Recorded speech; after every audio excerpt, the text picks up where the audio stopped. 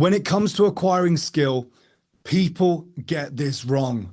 There were plenty of entrepreneurs and footballers that had the same level of concordance as Elon Musk or Cristiano Ronaldo that didn't excel to the extent they both did. Why? Because they didn't optimize this software bit. Too many get this development piece wrong. And first things first, if it takes you 10,000 hours to excel, then there's something seriously wrong with your training. It's not the time spent training that matters most, but the time spent training under the right conditions. The good news is there's a repeatable set of talent development principles behind all awe-inspiring demonstrations of skill. And in this conversation, I'm going to show you exactly what they are. As the saying goes, you don't rise to the level of your expectations, you sink to the level of your training. To excel, you have to get this right. In fact, we can't even talk about excellence without talking about skill. After setting concordant goals, performing from your sweet spot, acquiring skill is your next critical multiplier for progress. And no matter how concordant you are, your skills just won't form as effectively and efficiently as concordant opponents who have aligned their practice with the principles we're going to deconstruct in this session. Skill acquisition is a vital component of the performance equation, and skill can only be acquired through practice.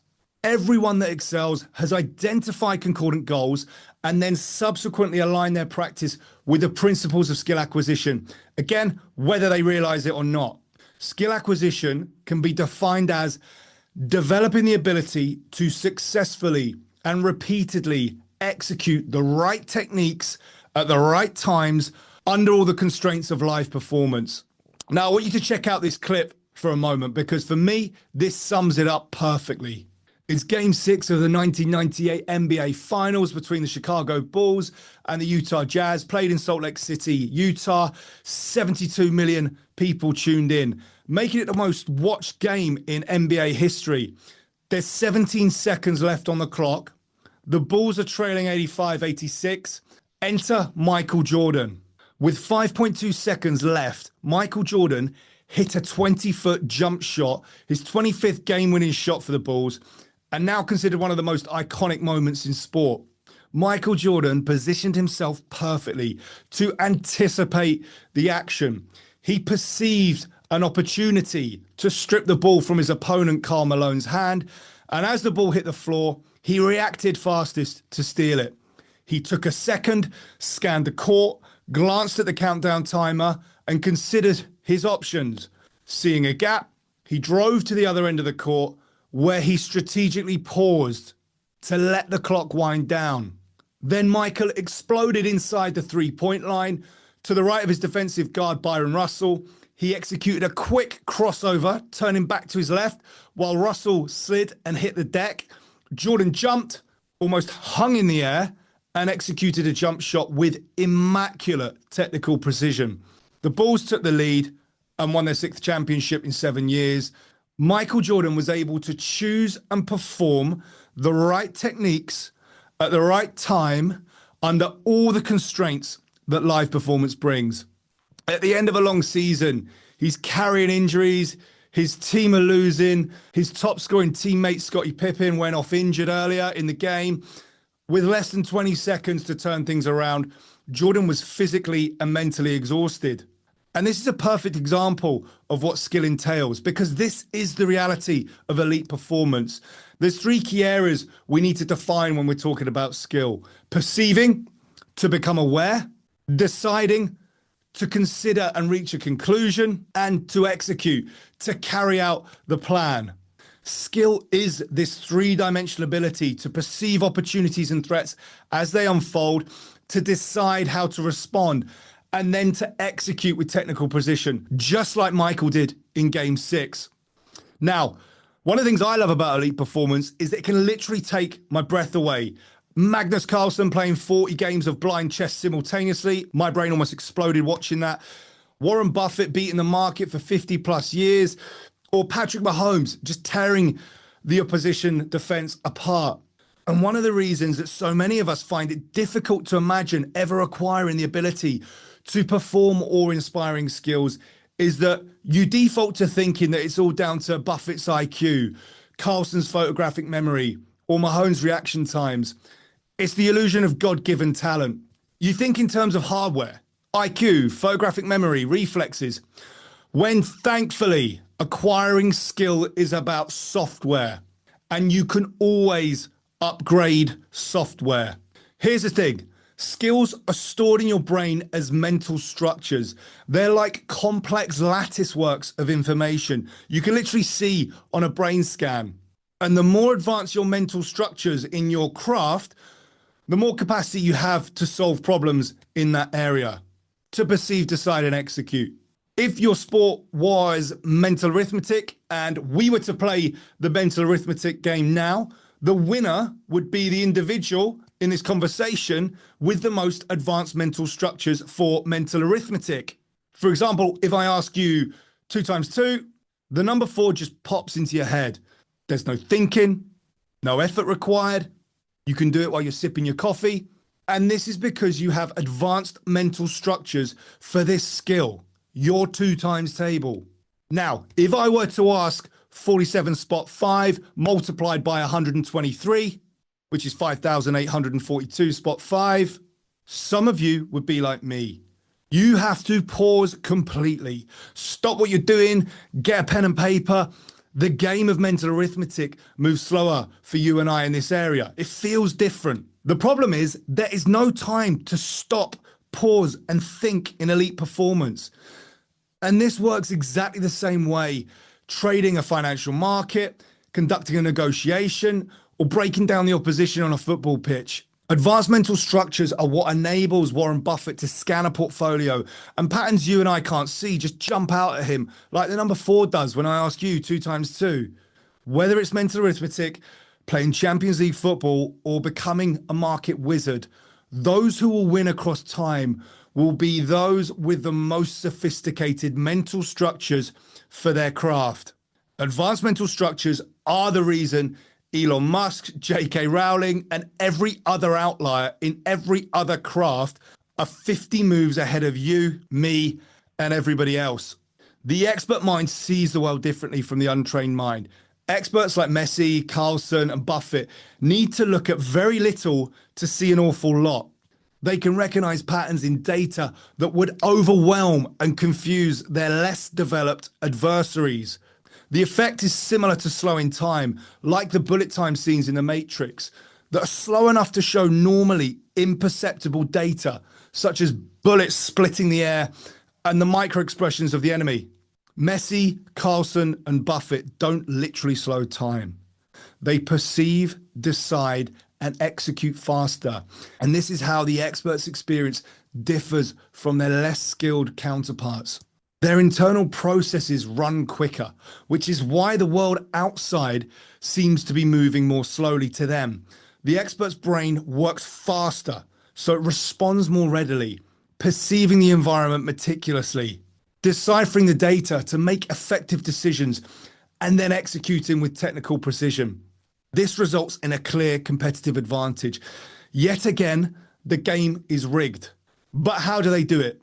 Well, this is a question that's puzzled managers, scientists, parents, the public, not to mention the competition, who struggle to match these outliers' incredible grasp of their craft. And the answer is that experts' minds have been exposed to training conditions that enable them to perform skills in timeframes that are too small to be perceived by the untrained mind. And this is why expert performance can appear as an act of divine inspiration to us mere mortals. Breathtaking demonstrations of skill might look like magic to you and even feel like magic to them, but they're not. There is a repeatable set of skill acquisition principles behind these awe-inspiring demonstrations from the concordant magicians. The saving grace is that while these individuals are one of a kind, they use an ability that you have, and that's the ability to form and develop advanced mental structures through the right type of practice. And your mental structures even have the potential to overcome the edge that someone with higher IQ or more natural talent has when it comes to progressing fast. Again, best is both. And understanding the powerful effects of your mental structures and how they can be leveraged enables you to shift your perception of your own potential to acquire skill. And that's what I want to do first.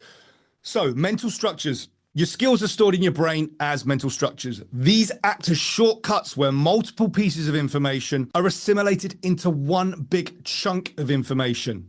And luckily for you, they aren't just for Ballon d'Or champions, chess masters, and hedge fund billionaires. You all use them. Think about learning to drive. The steering wheel, gears, mirrors, display screen, lights, and pedals. You're controlling a 1.5-ton metal monster. And the first time you sat in a car, the process of driving was completely alien. This unrelenting series of conscious evaluations of your actions and their impact on the environment around you. It's no surprise that very quickly you can become overwhelmed. But with practice, driving eventually becomes second nature. That's because you develop mental structures that reduce the input needed from your brain's working memory. The steering wheel, the gears, the mirrors, the display screen, lights, pedals, all become one big chunk labeled driving. The individual pieces become part of an interconnected body of information that provides context, meaning, and more information instantaneously. Remember, 2 times 2 equals 4. And that is what results in superior performance. What novice drivers find overwhelming can be handled with ease by expert drivers who've developed one large mental structure for driving. The expert can drive within reason while multitasking, holding a conversation, finding and drinking from a bottle of water, or thinking about what they're going to have for dinner. And at this point, you generally stop trying to improve unless the goal is to excel in driving. Now, whether it's learning to drive or to produce game-winning jump shots like Michael Jordan, acquiring skill is like completing one big jigsaw puzzle. When you begin the puzzle, you only have separate pieces in one big pile of chaos with no meaning or context. And as you start the puzzle, you combine the corner pieces or edges to create small chunks, forming a frame which contains a bit more meaning, making the puzzle easier to complete. You convert these pieces of information into one bigger chunk of information, and each chunk can be thought of as a filing card which stores information in your brain. As you progress, you get to a point where eventually you have a complete puzzle. Random chaos is superseded by one clear picture. And now, through glancing at that one chunk, your completed puzzle, this complex lattice work of information is instantly accessible. Like a firework that explodes into 1,000 particles, followed by a roar that conquers the sky. But all this happens in your brain when 4 lands when I ask you 2 times 2. And the more advanced your mental structures, the more impressive the firework and the louder the roar. Advanced mental structures are why experts are 50 moves ahead of you, me, and everybody else. There are 8 key benefits that advancing your mental structures bring you, the synergy of which enable you to acquire skills faster and make them stick for longer. And most importantly, make sure they transfer to Saturday's big game. Training's pretty pointless if it doesn't. The amount you're going to benefit is proportionate to the sophistication of your mental structures. Let's talk through the benefits now. First up, benefit 1, mental structures free up your working memory. The principal benefit is that mental structures bypass the limitations of working memory. Working memory is a cognitive system that can hold and store information temporarily, and it can only hold approximately 7 sets of information at a time. This is why when you're learning new skills, the information can quickly overwhelm you. Executing complex skills requires your brain to process an immense amount of data. For example, if you are presented with the following sequence of words: the, to, of, learn, is, about, to, structures, develop, mental, good. As a novice in any area, any data you acquire appears unrelated, like that set of random words are just spewed at you. In this scenario, you attempt to store each word as an individual piece of information. But when trying to recall those words, the limitations of your working memory kick in. It also probably just felt horrible. This is why you struggle and only remember a maximum of about 7 words. But when the same words are rearranged into a sentence, the best way to learn about mental structures is to develop a good mental structure of the concept. Here, you might remember all the words, even in perfect order. What's the difference? Here, the words mean something. When you have a mental structure for the pieces of information, 18 random words can be chunked up to one single set of information, a sentence. The connections between the words that form a sentence mean that you can remember and understand them. You can now make sense of the words using your pre-existing mental structures. And the more advanced your mental structures for the task at hand, the more you can sidestep the usual restrictions that working memory places on mental processing. Benefit 2. Mental structures simplify complexity by shaping the connections and opportunities that you see. A good example is the ability to read and write. Through practice, random shapes acquire meaning and become letters. Next, you learn to combine them into a new concept called words. Eventually, you discover that groups of words can form sentences, which can form stories. Before you know it, you have formed the near mystical ability to read and write. Where once was randomness and chaos is now order and utility. And at one point in time, people did perceive the ability to read and write as actual magic. The only reason that reading isn't considered magical now is because so many of us can do it. And guess why? Because we apply strategy and effort to do so. Ironically, reading, writing, walking, and driving cars are probably the most elite things most people ever learn to do, because you literally cannot learn these skills without engaging in what I'd call three-dimensional training and aligning with the principles we're going to talk about shortly. Before that, benefit 3, you can consider more data. Mental structures enable you to consider more data when it comes to solving problems, which means you can consider options others just won't see. And this is why our experts can respectively glance at the opposition defense, the chessboard, the portfolio, and immediately sense the strengths and weaknesses and what a good or bad move might look like for them. Lionel Messi doesn't see 22 random players chasing a bag of wind. Magnus Carlsen doesn't see 32 isolated pieces of ivory. And Warren Buffett doesn't see a bunch of random numbers on a slice of paper. Instead, these elite performers receive an instant three-dimensional bombardment of information, enabling them to act fast. And the bonus is that because complex skills are reduced to one chunk, more information can occupy the remaining working memory slots, allowing for more advanced connections and even deeper analysis. Benefit 4 is that they alert you faster to opportunities and threats. The more sophisticated your mental structure, the faster you're alerted when something unexpected arises. As your mental structure alerts you to opportunities for action, you slow down, double check, consider the options, and adapt accordingly.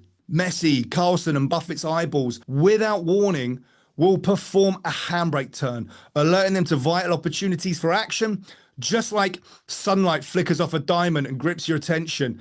A simple gap in the opposition's defense causes Messi to salivate. An opponent's botched move sets off alarm bells for Carlsen. And an undervalued stock grips Buffett's attention like a flare pinpointing someone in distress. Benefit 5. Mental structures help you detect and correct your mistakes and find solutions.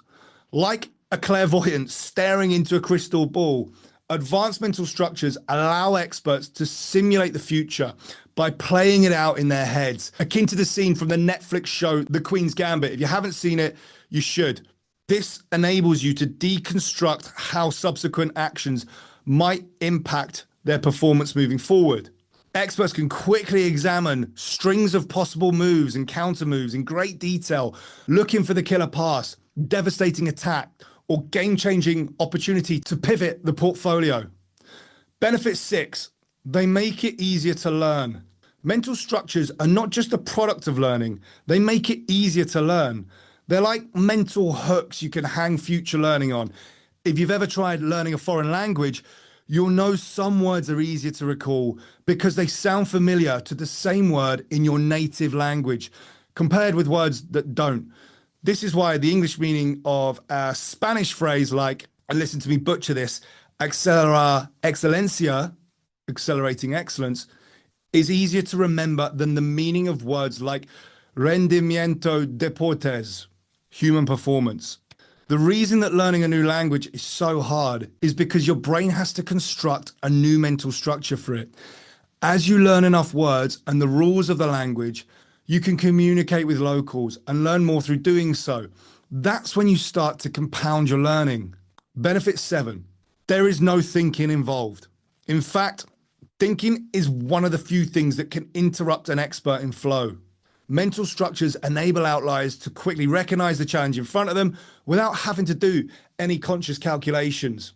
Just like when I ask you to calculate 2 times 2, the solution 4 lands in your head. Or at least I hope it does. And this is because your mental structure is sophisticated in this area. And so the answers are instantaneous and cost nothing in terms of willpower and energy. On the other hand, when asked to calculate 23 multiplied by 17, if you're like me, you're forced to engage in slow, effortful, conscious work. Unless you are one of those annoying people that has advanced mental structures for double figure multiplication. And no doubt there's a few of you listening in on this. But this ability to bypass thinking is why experts move faster than their opponents who remain stuck calculating what to do next. And a quick point to consider is that when skill feels mechanical and deliberate, it's because the mental structure isn't advanced enough for the task at hand. And this is why you'll be left consciously examining the options that exist before you can confidently act. Last but not least, benefit 8. Mental structures enable you to perceive more opportunities for action. The opportunity experts see in their environments are enhanced by their ability to act on them. The more advanced the quality of the mental structure, the better the quality of your opportunities for action.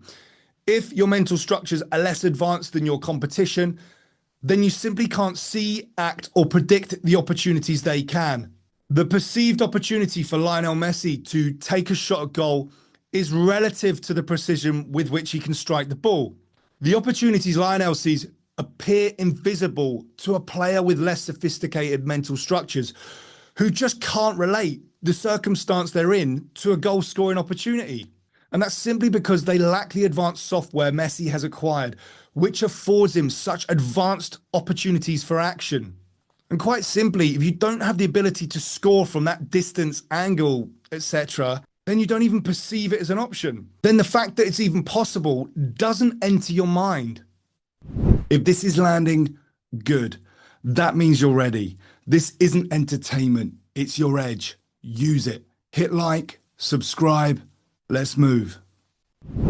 So that's the 8 benefits. The synergy between them create this powerful compounding effect again. There it is at work again, which is accelerating how you acquire skill and ultimately dictating the level at which you perform. The extent to which you capitalize on the benefits is going to be proportionate to the sophistication of your mental structures.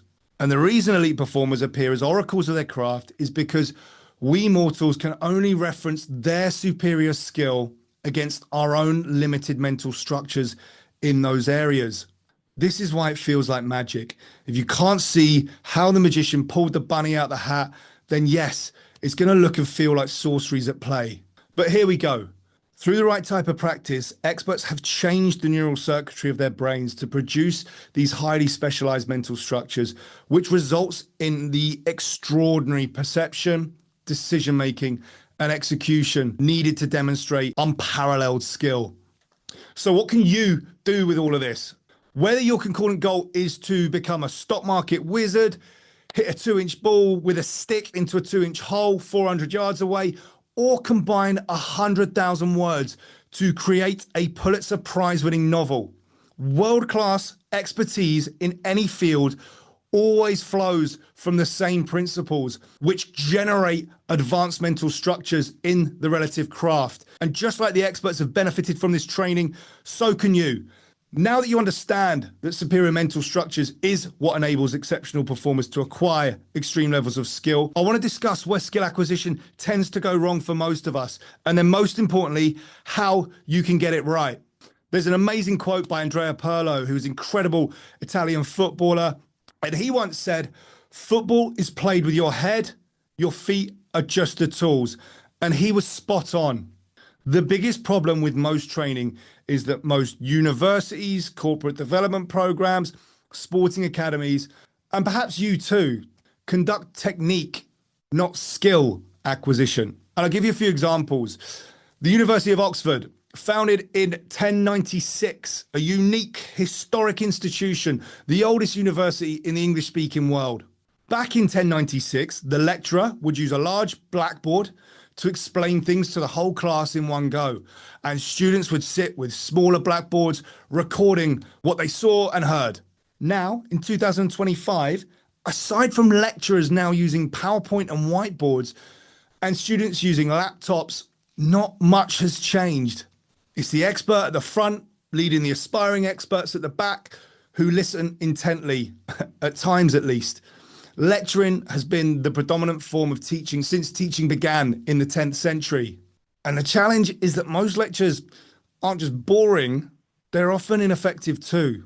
The lecturing method was great in the industrial age, where the objective of British schools was to train children to go out and work in factories. But it's not so effective for preparing aspiring experts to excel in the digital and knowledge working world of today. In a similar vein, you have leadership training offsites hosted at stunning locations, 5-star hotels, incredible conference centers, witty, charismatic presenters, dopamine spiking headline titles, takeaways, and statistics. The attendees tend to rank these experiences with 5 stars. The human resources managers who organize the workshops or events have smiles on their faces as they're bouncing on the spot, thrilled that the training went so well.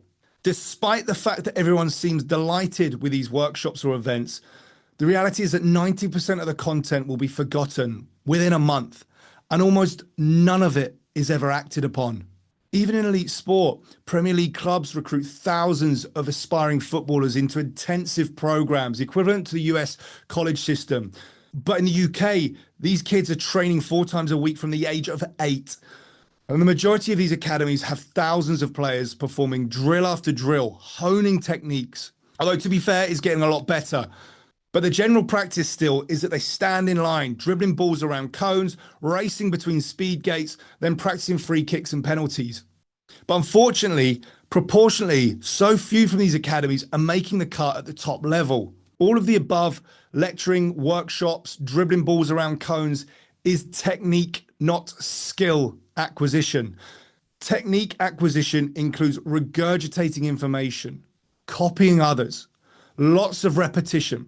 And the problem with this, it doesn't produce sophisticated mental structures. To optimize your skill acquisition, it's critical you understand the difference between the two. I want to deconstruct the limitations of this traditional approach to practice before outlining the new way. It's really important you understand this. I'm going to begin by dispelling 2 misconceptions that potentially risk holding you back. Now, skill acquisition starts the second you're born. You immediately engage in skill development, much of it trial and error, copying behaviors, along with guidance from mum and dad. And as you grow, maybe you find something you're motivated to learn. You get some instruction from a friend, teacher, or a YouTube video like this, and you practice. Perhaps you play the guitar in the basement, you kick the ball against the garage door, or you engage in a throwdown game of chess in the park. Plus, you get the recite, remember, regurgitate lecturing from school. This is how most of us begin to practice. And it leads us to misconception 1.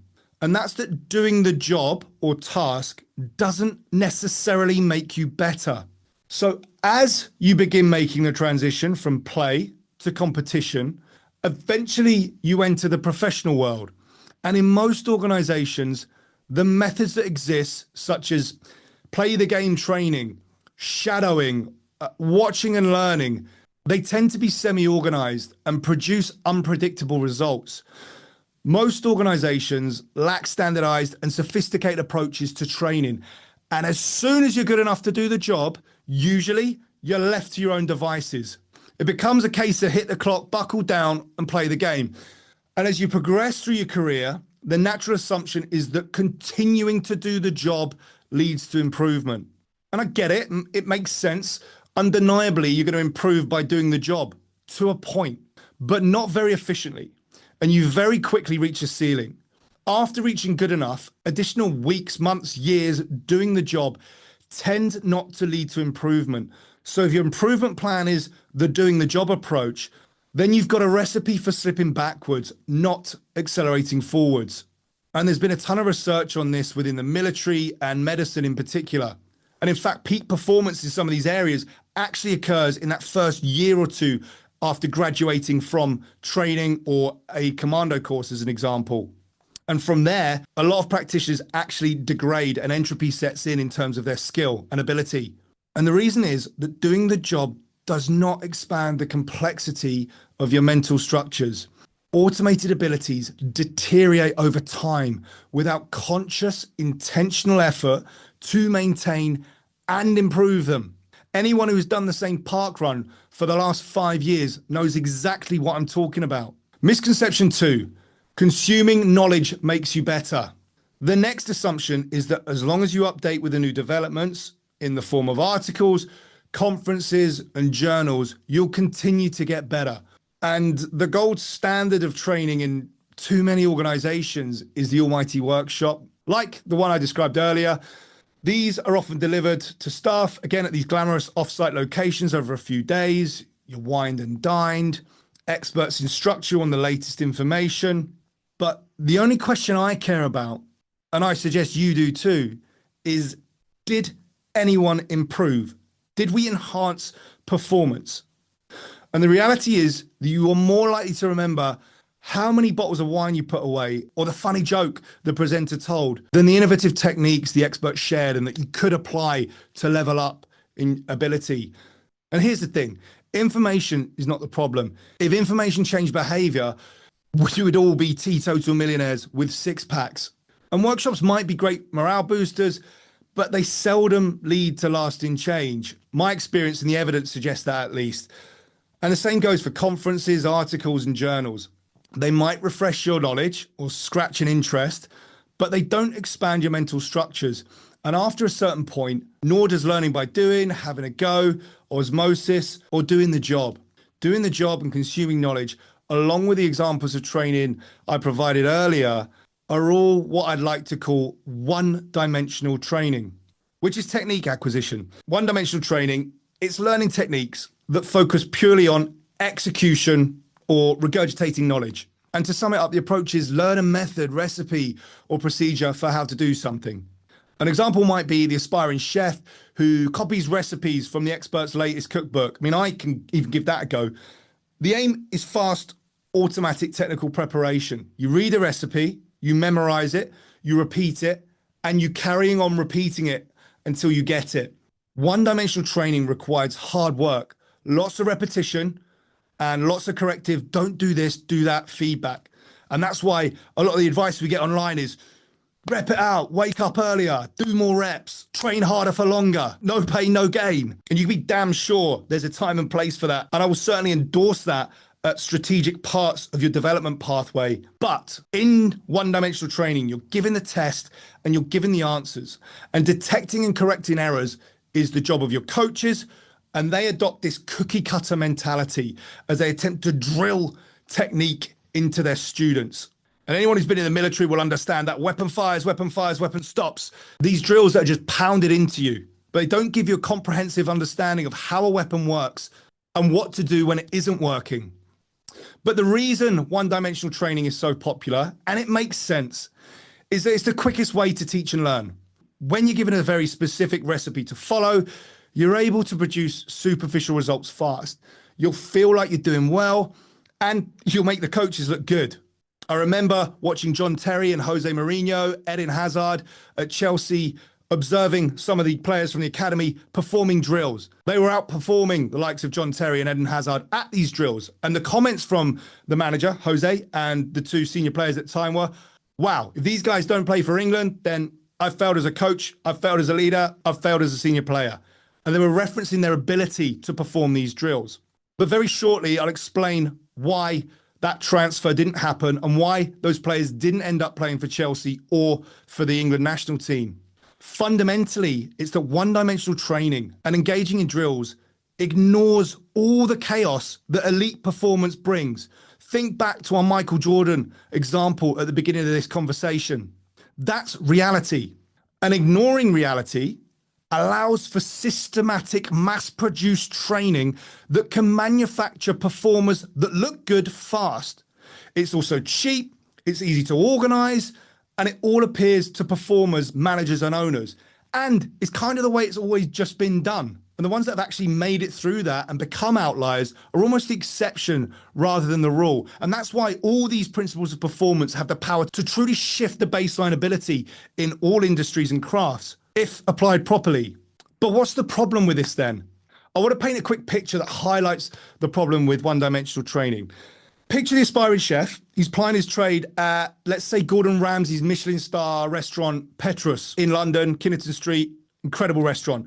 Using the one-dimensional approach, the aspiring chef can very easily recreate the wild mushrooms, smoked cheddar, Valois, just like the Chelsea Academy players can dribble in and out the cones and then hit the cone at the bottom right-hand corner of the goal.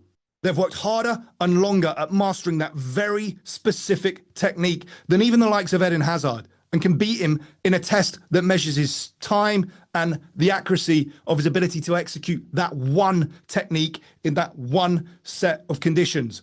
Just like our chef, who diligently follows Ramsay's recipes, tons of repetition, tons of hard work, and plenty of Gordon's verbal beatdowns for feedback. But the product of this one-dimensional training is that the aspiring chef can follow Gordon's recipe, incredibly so, assuming everything goes to plan. And so can our academy footballer, dribbling the ball in and out the cone and then hitting the bottom cone in the right-hand corner of the goal. However, one missing ingredient, a lapse in timekeeping, faulty equipment, and our aspiring chef is in trouble. And that's because they lack the sophisticated mental structures required to improvise and solve the problem and deal with all these constraints that have now been imposed on them. Just like a defender appearing in between one of the cones, a goalkeeper in the goal. Now, our chef and our aspiring footballer are left wide open to a character assassination from a frustrated Gordon Ramsay or a furious Jose Mourinho as he watches that skill break down in the academy player's debut, 3 o'clock Saturday afternoon at Stamford Bridge, and they never get that opportunity to play again for the club. And this is the problem with one-dimensional training if we're looking to excel. It's that it can build you great techniques, but it does not build you great skills. Following Gordon Ramsay's recipe is a technique our chef has acquired that provides a very specific way of accomplishing a specific task, but not much skill. And this is how techniques and skills are different. A technique is a specific set of actions that produce a specific result. If techniques are tools, then skills are the toolbox. And I want you to think of and define skill as the ability to choose and perform the right techniques at the right time, successfully and repeatedly in a competitive setting, just like Michael Jordan did. You can't excel with a bunch of random techniques you don't know how to connect. You can only excel with skill. And Gordon Ramsay is perhaps the perfect example of this. Gordon has sophisticated mental structures that enable him to create novel gourmet meals, to improvise and adapt if something goes wrong. And Gordon Ramsay or an Eden Hazard are probably the perfect examples of this. Gordon and Eden have sophisticated mental structures for their crafts. And for Gordon, this enables him to create novel gourmet meals, to improvise, to adapt if something goes wrong, or to seize an opportunity to innovate if one presents. And you only need to check out some of the clips playing now if you want to see how Eden Hazard does that on a football pitch. And he certainly didn't learn to do what you're seeing him do now through dribbling balls in and out of cones and shooting. When you employ the one-dimensional approach, you end up with individual chunks of knowledge that you don't know how to connect to each other, giving you a bunch of techniques, but no skill. And my message to you here is that you can read, you can watch, you can repeat the techniques of elite performers, but unless you develop the perceptual and decision-making skills that dictate how, when, or why to use a certain technique, you simply won't be able to use those techniques effectively in live performance. And one-dimensional training omits all of this. There is no perception and there is no decision-making when you follow a recipe or dribble a football in and out of cone and shoot. And for the record, this isn't a war on one-dimensional training. It can be useful. One-dimensional training allows you to perform in a controlled environment, assuming optimal conditions where no improvisation is required. If you're just starting out in your craft or working on techniques that are breaking down in competition or learning to change your brake pads in your car, then yeah, one-dimensional training all the way. It's a great way to close those gaps. But just be aware, when you enter the real world that brings uncertainty and variability, that one-dimensional solution that you've honed is very rarely going to line up and fit the situation you're exposed to perfectly. And this means it's very hard to action it. In one-dimensional training, there's just no perceiving, no decision-making, and therefore the end product is an incomplete mental structure. And you end up a technically perfect, but practically useless performer. And the risk is that when you're trying to prepare that masterpiece of a meal or perform in Saturday's big game, you malfunction. I'm here to talk about excellence. And if your ambition is to excel in your craft and one-dimensional training, it just doesn't cut it. And this is exactly why that guy at school that was great at doing tricks with a football probably isn't playing in the Premiership right now. The best don't guess. They run systems. Gold medalists, special forces commanders, billion-dollar investors. In Accelerating Excellence, the podcast, they break down how. Link below. Now, most importantly, at last you're thinking, the way forward, how do we fix this and come into alignment with three-dimensional training to acquire skill? Three-dimensional training is learning to perceive, to decide, and to execute effectively in your craft. This is skill acquisition. Now, when the media, the public, and experts themselves describe moments of extreme skill, you'll notice that the focus is almost exclusively on execution. The way Messi struck a pinpoint pass from 40 yards, or how Carlsen cornered the king, and how Buffett demonstrated superior stock picking. And this focus on execution omits a vital preamble.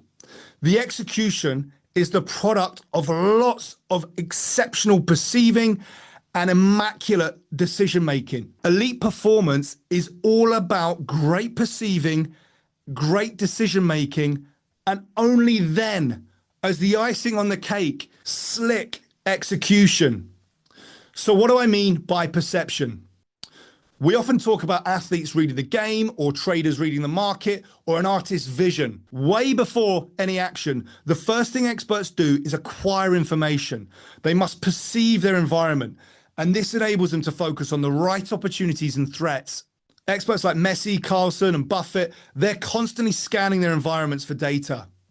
Messi will stand in specific areas of the pitch, watching, switching his line of sight. You'll see lots of head turning as he picks up information, and this allows him to anticipate the action. Perceiving is always the first step in the process that will culminate in a sudden eruption into action. You must perceive everything and then focus your attention. These are the three aspects of perception. In art, painting techniques are not the reason that Da Vinci, Picasso, and Van Gogh are revered, but rather it's their ability to perceive. An artist must perceive edge, space, relationships, light, shadow. This comes way before putting brush to canvas. And in the knowledge working world, traders don't just stare at screens. Their eyes are searching for information, vigorously tracking multiple sets of information. My guys have up to 12 screens at a time, populated with thousands of numbers, online feeds, live news reports, plus eavesdropping on sales teams sat behind them, brokers and colleagues to the left and right. Yet again, it all starts with great perceiving. Then you have decision making, because upon perceiving the environment, the next thing the elite performer does is process the data. This involves problem solving, recognizing patterns, retrieving information from memory to uncover opportunities for action, before ultimately deciding on one. You have to be able to actually make a decision. Lionel Messi has the technical ability to land the ball on a drawing pin from 40 yards. But before that skill can be executed in a game, he must first perceive the opportunity to do so. Football is fundamentally a game about space and movement. And through small, simple decisions that we might miss, like through deciding to stand in the best areas of the pitch, Messi can enhance his ability to perceive the game. And now he can use the decision-making dimensions of his mental structures to recognize patterns of play, to deduce how each player's movements will create space for him and his teammates. He starts problem solving, making rapid calculations. Then he decides on the optimal course of action and begins to retrieve the right techniques from memory. And you'll see elite players like Messi start to turn their shoulders and hips towards where he's decided up here that he's going to play the ball before he's even received it. And this means he can get fewer touches and get a head start on the opposition's defense. It's this decision-making that means his team's play moves faster, not his faster reflexes. Even in highly artistic domains like oil painting, arguably one of the world's greatest living painters, Gerhard Richter, must recognize patterns. He's got to problem solve and make decisions. He's got to decide, what are the most dominant shapes and make them as strong and simple as possible while ensuring the shadow describes the form in the correct level of warmth, considering whether the addition of foreground material might deepen the space, make sure the half tones properly relate to the background and that the symmetry stays in the correct perspective. Not that I know anything about painting. And for traders, they must weigh information against other information. They got to process vast quantities of numeric data and contrast it against subjective information. And that's what's going to enable them to identify patterns that might predict over or undervalued assets. The trader's then going to be required to calculate their live trading positions in a split of a second at times, and then devise ways to exit risk should unforeseen events impact the strength of these positions.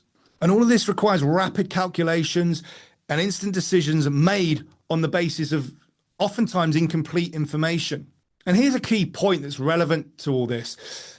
When you see experts like the individuals we're talking about stand with their shoulders back, chest out, chin high, they appear to have extreme conviction in their action because the conviction is the product of their advanced perceiving and decision-making skills. Their perceptions are that they have the capacity to meet the demands imposed on them. So they feel confident. And that's why the primary aim in elite performance is to acquire superior perceiving and decision-making so that the right pass, the right play or portfolio becomes so obvious, commanding you to act with complete conviction inside out. There's no painting on happy faces, and this can only be achieved through three-dimensional training. It's the only way to train the perceiving and decision-making aspects of your mental structures. And of course, finally, we have execution. Once you've perceived the environment and chosen a course of action, your decision-making, then yes, you must execute with technical precision. And this is where typically we're good. Once Messi has decided on the most dangerous pass that takes out as many opponents as possible, he's got to execute it with technical precision. Otherwise, all that great perceiving decision-making counts for nothing. Likewise, Richter must demonstrate meticulous dexterity and fastidious control over the brush as he executes each stroke on the canvas. And the trader must make multi-million-dollar transactions in the matter of seconds before the opportunity passes and it's gone. And when it's gone forever in that world. So to conclude, three-dimensional training. The perceptual elements of a mental structure provide experts with an extensive view of their opportunities for action. The decision-making aspects allow you to zero in on the right course of action. And the execution aspect of the mental structure enables you to strike with technical precision to devastating effect. Each phase alone, not particularly awe-inspiring, but put them together. And again, the compounding effect leaves you with what can look and feel like magic. And is obviously why three-dimensional training focuses on all three dimensions of skill acquisition. And of course, this is a conversation about excellence. And to excel, training techniques must never come at the expense of developing skills. My objective is always to develop great perceivers, confident decision makers, and slick executors. For this, you need three-dimensional training. And if you do this better than the enemy or competition, you are literally unplayable. The question we're going to answer now is, how do you align your training with the principles of three-dimensional training to form advanced mental structures that you need to excel? Quite simply, elite performance requires lots of perceiving, lots of decision-making, and lots of executing. Therefore, so must your training. This allows your brain to form one big three-dimensional skill where all aspects are integrated into one comprehensive mental structure. And this means that you know what, when, and how to call upon an armory of techniques. And guess what? It's not the time spent training that matters most, but rather the time spent training under the principles of three-dimensional training that will be the most reliable predictor of your development. You always maximize the rate you acquire skill and the amount that skill sticks by aligning your training with the following 7 principles. Principle 1, you need to know what it takes to win in your craft and proportionately focus your effort there. One of my favorite sayings was Jim Rohn, I think, to be successful, you don't have to do extraordinary things. You have to do ordinary things extraordinarily well. And I'll use a tennis example here. Over 80% of points won in tennis are won through the first serve, return serve, and second serve. That is where successful tennis players target their practice. The between the legs drop shot should never be targeted at the expense of the first serve. So your first task is to find out what your equivalent first serve is and then focus on it. When you're building a skyscraper, it's the foundations that have to go in first. Then the footing to disperse the weight. Next, you raise the frame before the concrete core and staircases go in. Then the electrical systems and plumbing. Once this is complete, you can start to embellish with interior design. But fail to follow this broad to narrow, fundamentals first process, and one storm is going to topple your whole building. The mastery of the basics is what provides you the foundation from which your masterpiece will be built. Excellence will elude you if you have shoddy foundations, so you must align with this principle. And when you're full of energy and excitement, it's so easy for you to sprint towards learning more and more, faster and faster. And the problem with this is that you don't acquire or digest anything in a deep or meaningful way. You can kid yourself into thinking you're doing well because you learned a new trick, but the foundations of your mental structures are still fragile. And the risk is becoming the child who can perform astonishing playground tricks with a football, but who's hopeless in Saturday's big game. So all the stuff that's sexy, exciting, looks good, it's important, it's fun, playful, and it primes you for some of the skills you might need further down the line. So I'm not saying don't do it, but it's extracurricular. So do it for pleasure, a break, enjoyment. Just don't expect it to send you to the top. And the key message is that the impressive tricks must never come at the expense of the internalization and mastery of the most basic principles. Of all the things you do, what are the core things that win you points? And are you proportionately spending the appropriate quantity and quality of your effort on them? That's the first question you need to answer. Then we move to principle 2, games over drills. It's what you can do, not what you know, that's going to set you apart. Knowing a lot about pianos doesn't mean you can play one. So instead of having the chess player memorizing opening moves, play them. As soon as you read a bit about investments, make one. Simplified simulations of the real thing is where you're always going to optimize your learning. Another way to think about this is what I describe as games over drills. A drill is a technique that can be repeated over and over again. Dribble football in, out the cone, shoot. Games are multifaceted, dynamic bursts of activity, ending with a final result. And when you repeat something over and over again, like when the footballer dribbles the ball in and out the cones, the chess player memorizes opening moves, and the investor recalls a company's statistics, you're practicing drills. And these drills are a defining theme of one-dimensional training. When performing the drills, the information comes at you in a consistently one-dimensional way. Not much changes from repetition to repetition. There's usually only one option. You dribble the ball around the cone, and then you shoot, repeat. You memorize the 20 move opening full of traps, checkmate, repeat. You regurgitate the company statistics and repeat. There is zero decision making here. And of course, there's a positive to drills, and that's that they allow you to hone technical execution. You can focus on form, get the feeling, and acquire comfort with the movement, which is useful. You need to spend some time drilling technique, but as little as necessary. And the more automated your training, the less you're thinking, the less you're learning. And the solution to this is to focus your training on the problem, not the tools. If the aim is to teach people how engines work, one-dimensional training would have you drill, memorize, or attend a course on what a screwdriver does, what wrenches are for, what hammers do. Three-dimensional training is going to ask you to participate in the take the engine apart game, where you're forced to experiment, to think, ask questions about the purpose of each tool. So here, you're going to have lots of these aha moments. That's what the screwdriver's for. And eureka, that's what the wrench does. And there'll be that click as you work out what a spanner can do. The aim of the game is to understand, not regurgitate. And games like this one mirror the realities of live performance, replicating the same thinking, doing, and feeling that performance will demand of you. You must progressively train and make the chaos that live performance brings with it if you want to excel. Like reality, these games are dynamic, information is constantly changing, and this forces you to adapt your skills to be effective in different conditions. It forces you to perceive, to decide, and execute under the constraints of the actual event. This ensures you develop the ability to pick the right tool from the toolbox.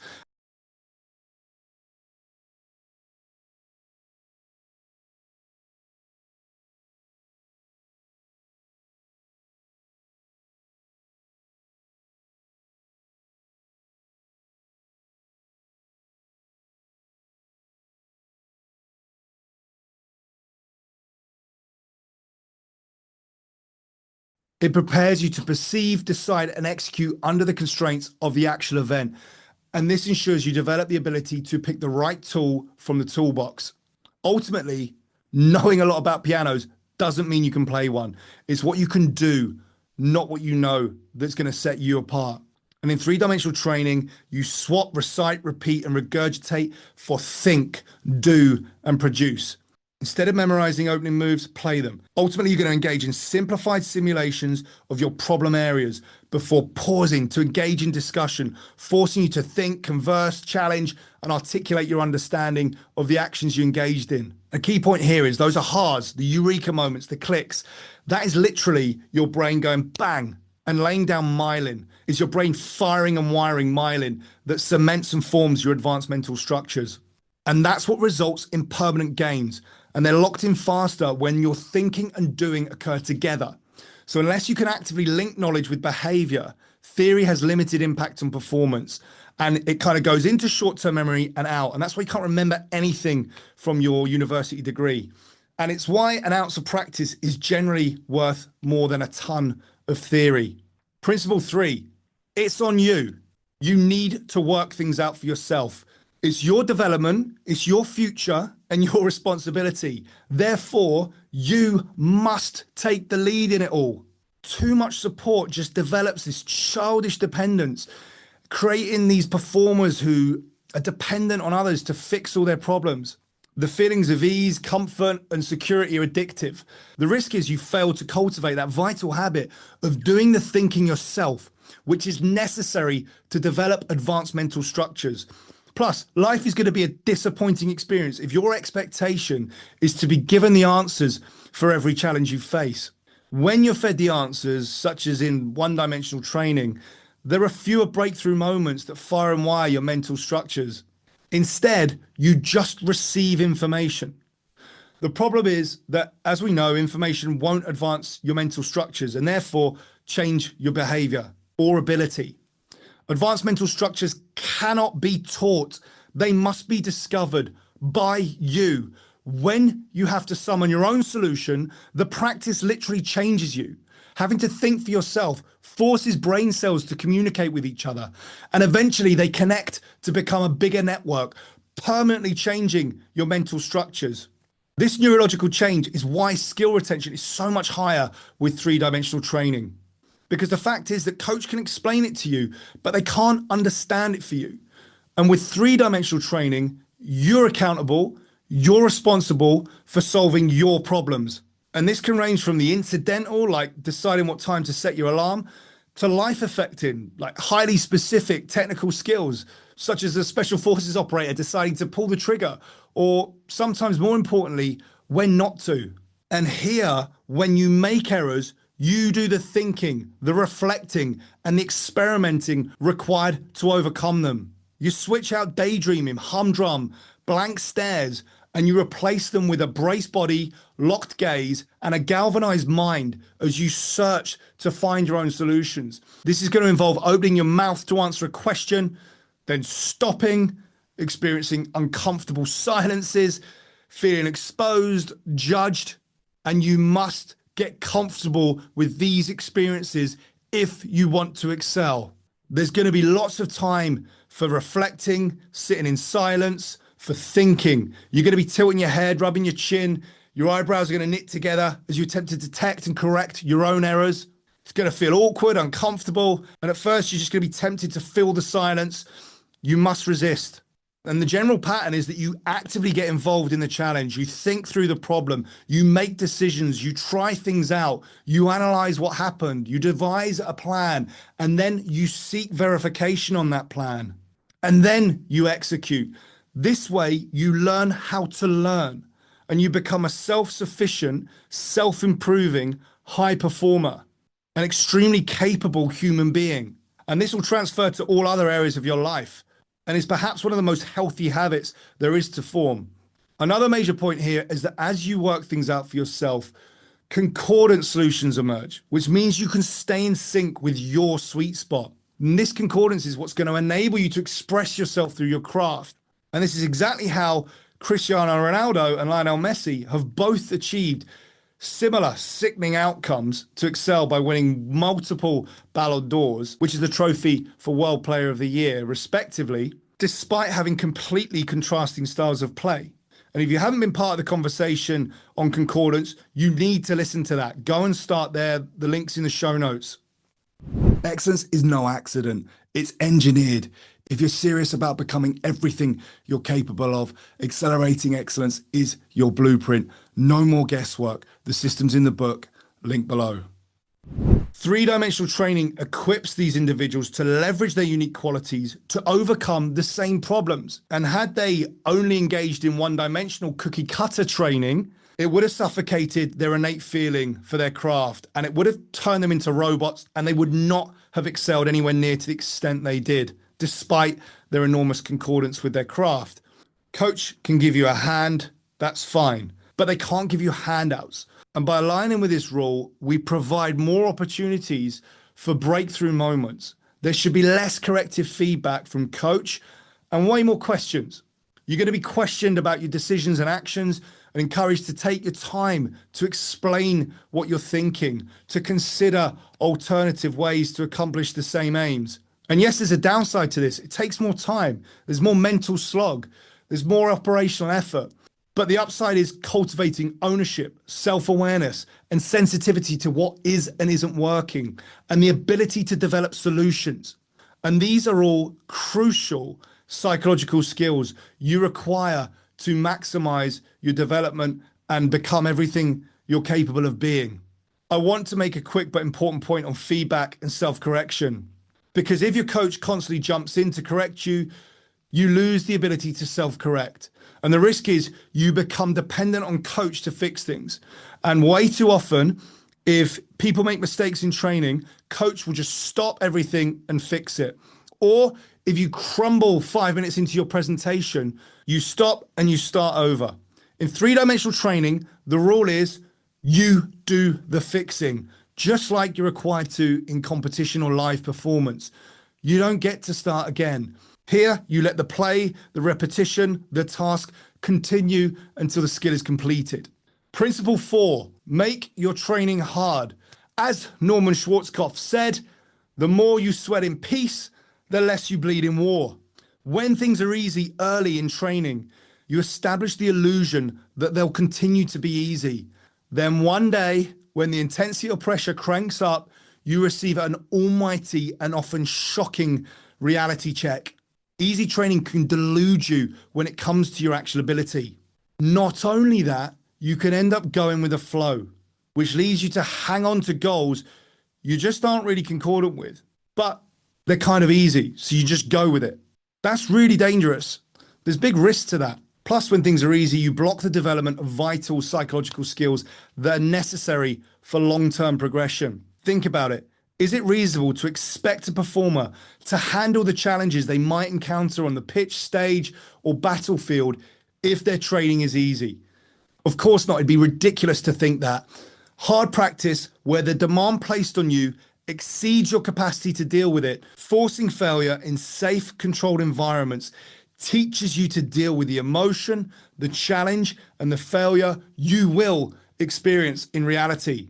You need challenge to change. When you increase your demands beyond your current abilities, you create a performance gap. Exposure to this gap is the stimulus to adapt to a higher level. We call it the adaptive zone. This is the spark that activates genes that expand your capacity so you can rise to the demands imposed on you. It's how you get comfortable with the uncomfortable. To maximize your development trajectory, you need to spend as much time as possible in the adaptive zone. When things are too easy, you end up smiling, tapping your fingers, your mind drifts.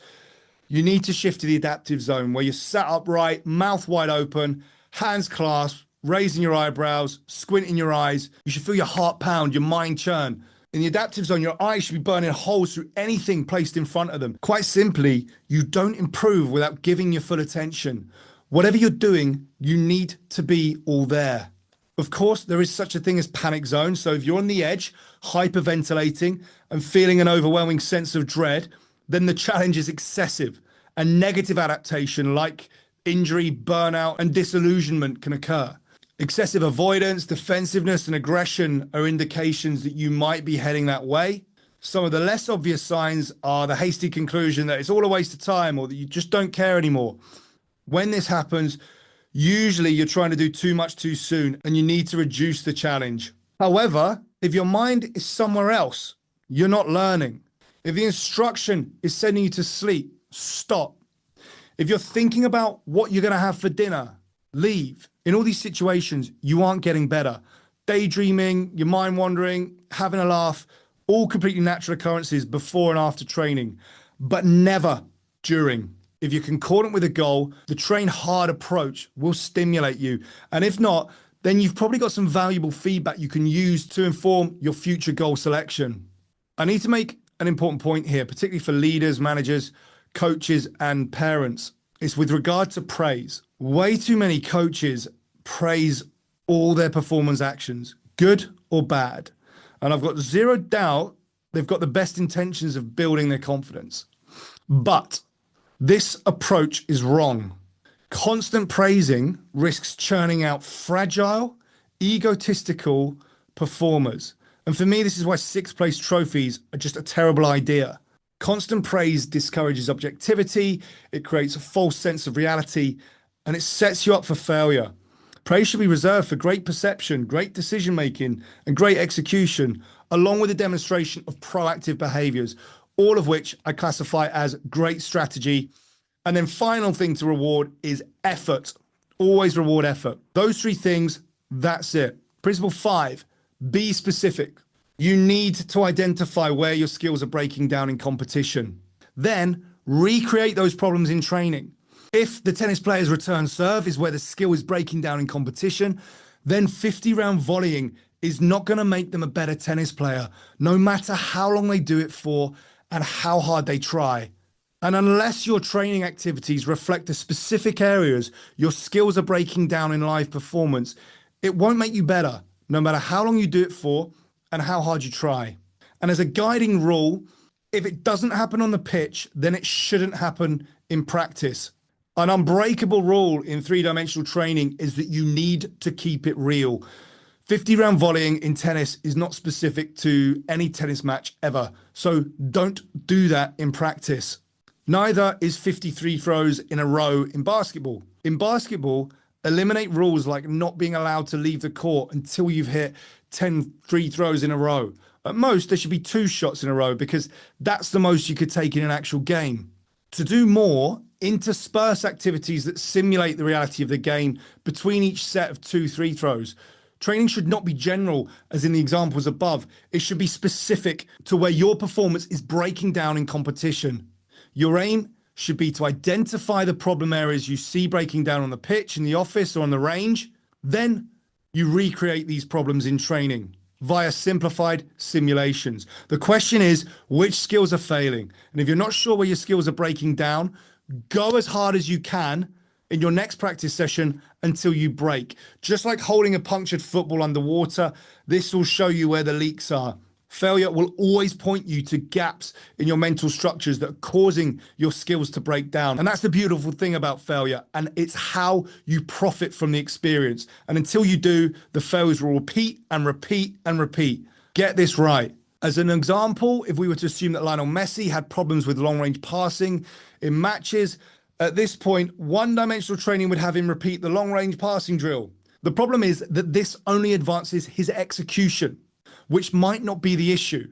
With 3-dimensional training, you can go a level deeper and identify in which dimensions the long-range passing skill is breaking down. Your skills will always break down in the dimensions in which your mental structures are weakest. In most cases, it's the limitations of one dimension that will cause the whole skill to deteriorate. Not seeing the pass, deciding to pick the wrong pass, or not executing accurately. And this is why people can all be failing at the same skill due to errors at completely different dimensions. The skill might be breaking down for Messi because he doesn't effectively see his teammates run. This is a perceiving problem that results in poor long-range passing, the skill. To make the training effective, you have to isolate this perceiving dimension of the skill. You achieve this through recreating games that encourage him to fix these specific limitations of his mental structures. And there's loads of examples I give in the book. Principle 6, there should be lots of uncertainty. When there is certainty, things are predictable and you feel comfortable with the day-to-day feeling of going through the motions. This is not the reality of performance. And when reality does inevitably hit and things become less certain, you risk quickly becoming uncomfortable. Elite performance is full of potential minefields. Now, is it reasonable to expect yourself to handle extreme conditions in a competitive environment if you never experience them in training? Of course not. It'd be ridiculous. So in training, give bad refereeing decisions, bring forward deadlines, play 6 attackers against 3 defenders, give negative feedback, start training 3-0 down. If you mess up your presentation 2 minutes in, fix it. You don't get to start again. Great training involves preparing for the worst case situations. In most fields, extreme situations are so valuable, and it's because they manifest the most demanding situations from which you have the opportunity to maximize your learning. And when you prepare and train in extreme conditions, you're less intimidated when you encounter these situations in the real world. You inoculate against the risk, the pressure, and fatigue that live performance brings through progressive exposure to them in training. And creating uncertainty involves exploring the dark side of what can go wrong. One of the extremes an RAF F-35 pilot might experience is enemy capture. This must be factored into training. And that's why pilots will undergo practices such as hooding, sleep deprivation, time disorientation, humiliation, deprivation of warmth, food, water. During interrogation sessions, the pilot's objective is to maintain self-control, regardless of what's being inflicted on them. Most of these techniques are against international law if actually used in interrogations. However, these performers must be prepared for the extremes. In unlikely extreme scenarios, such as enemy capture, this means that the pilots are equipped with the mental structures that enable them to resist these techniques and emerge successfully from the experience.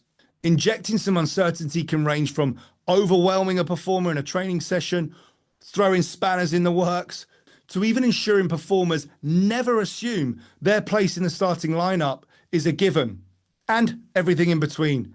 Principle 7, variability. Learning is not mindlessly repeating solutions. It's the mindful search for solutions repeated over and over again. Your aim is get it right, move on.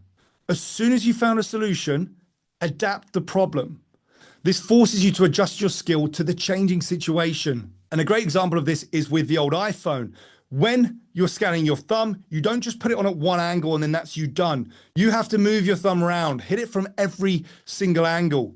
And if you don't, and you were to do it once and do it at that one angle 1,000 times perfectly, the challenge you're going to have is that it's so rarely going to line up like that in reality. When you put your thumb to that phone, you're going to hit it from a slightly different angle and you're never going to be able to unlock that phone. And it's exactly the same when you're developing skill. You need to explore the skill from all three dimensions at all angles so that whatever angle it comes at you, you're able to access and unlock that skill.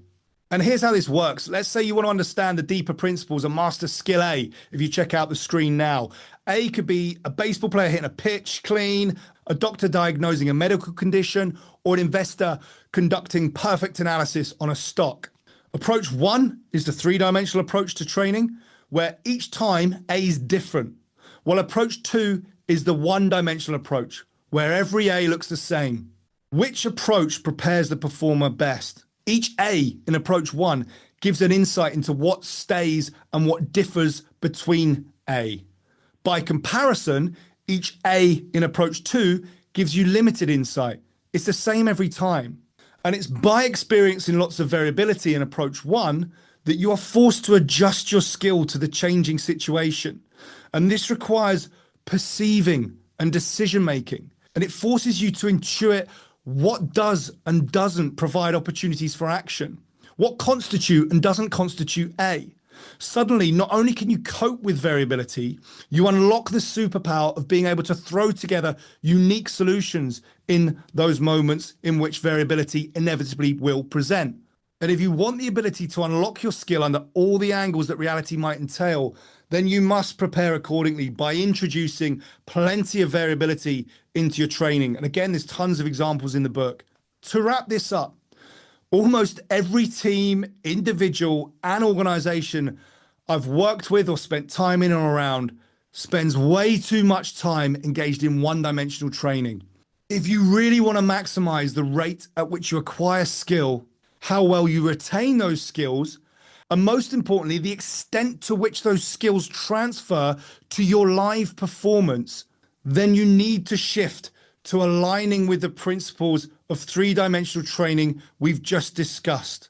Like concordance, skill acquisition is a game of better, not perfect. If you can move a bit further along towards the three-dimensional end of the continuum than your rivals, then you gain a competitive edge over them. And remember, it's not the time spent training. It's the time spent training in alignment with these principles we've just discussed. This is the biggest predictor of your development trajectory after pursuing concordant goals.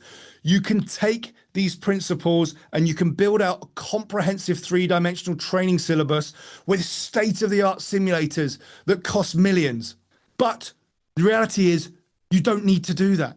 All you really need to do is invest some time, effort, and creativity. Make some small tweaks to your existing training, tasks, people involved in them, the environment you train in, to align your skill acquisition with the principles that we've just discussed. And all of this costs you nothing. I promise you the returns for doing so will be enormous. Those who excel, they don't hesitate. They move fast, on principle, with intent. Lessons become action. Action becomes momentum. Momentum becomes explosive growth. Start now.